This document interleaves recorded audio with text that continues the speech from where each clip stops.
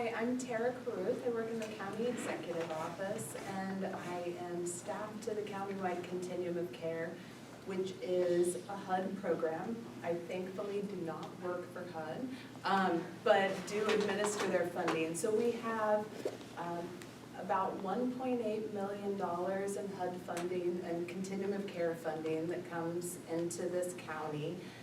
That funding funds numerous organizations that provide homeless services, and in addition to Continuum of Care funding, the Continuum of Care program it requires you to have a board and then a membership that includes funded agencies as well as other providers that aren't funded, and then community partners, anybody who's interested in homeless services, and in addition, make funding decisions on emergency solutions grants, which is another HUD program targeted for homeless services. So the goal of the Continuum of Care program is to work collaboratively in the community to end homelessness. It's a big task and not a lot of money to do it, so there are obviously other resources that come into that.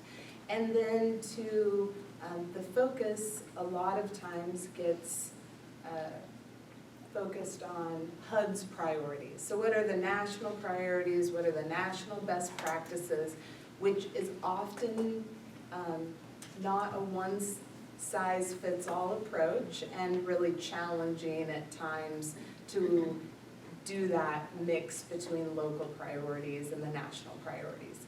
So I'm frequently saying the HUD funding is only one piece of the puzzle, and that even though I have to go around and speak about what HUD best practices are or what the national best practices are, that sometimes those approaches are tweaked locally in the non-HUD funded programs to help fit a specific need.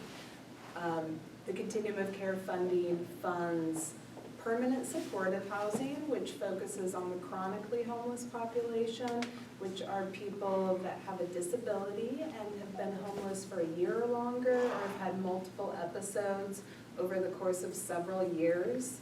But that disability is the key there. Also funds locally a couple of transitional housing programs that serve families and singles and some other specialty populations. And then rapid rehousing, which is typically targeted at families and singles, and it's financial assistance, rental assistance, to get people hooked back up with an apartment and then to provide them services there. It also funds our HMIS system, which is the Homeless Management Information System, which is a database. So HUD, of course, requires us to enter a lot of data to look at how the system is functioning.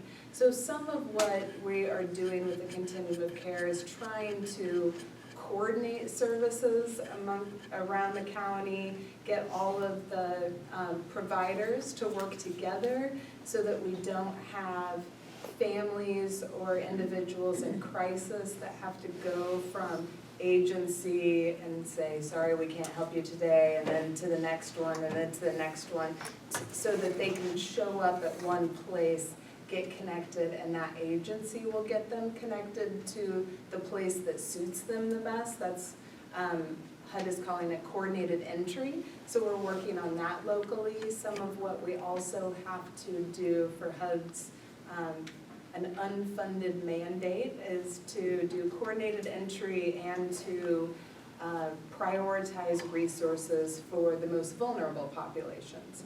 So it's basically you have a limited resource and you need to serve the people who need it the most at that time. So a lot of our discussions recently have been about the safety of women on the streets and the vulnerability of those clients, that they frequently are not safe. Also, as a requirement of HUD, we're conducting the point-in-time count, which is frequently the homeless count. And we know that that's just a snapshot on one day of people who are in shelters or able to be identified, and a lot of times women are not identified because they are taking care of children, they're under the radar a little bit, they're in their cars, they're not, you know, sitting on the street corners or in the parks like some of other people. In our most recent homeless count, we had 244 unsheltered women on that day in January. 54% of them indicated domestic violence as an issue. 50% of them were identified as chronically homeless, so they have that disability and that length of time homeless. 45% of them with a chronic health issue, 32% of them with mental illness, 26% of them with substance abuse issues. So talking about folks that have a lot of needs and multiple needs that need addressed, and some of that is going back to that coordinated services approach along with the one-stop and these other partners to make sure all of those needs are addressed, including the housing.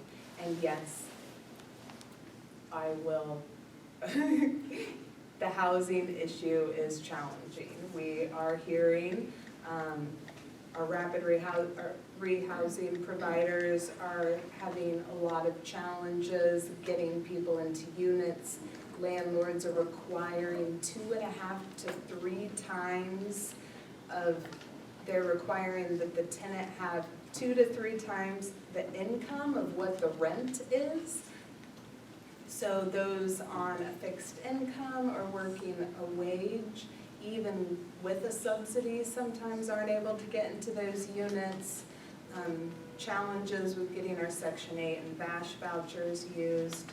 We are also engaged in a lot of conversations about winter or year-round shelter. We also know that winter shelter isn't the only need, that the other 8 months of the year people need a place to go as well, especially, I'm not originally from Ventura County, and it is, or coastal California, it's new to me to see so many people unsheltered, which is challenging to see.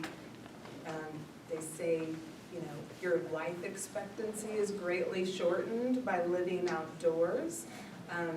Even if you're camping and have some additional amenities that people are like, oh, they're camping pretty well over there. Well, you're still living out in the elements. You don't have a bathroom, your hygiene issue, your other issues. So lots and lots of challenges, lots of work to do.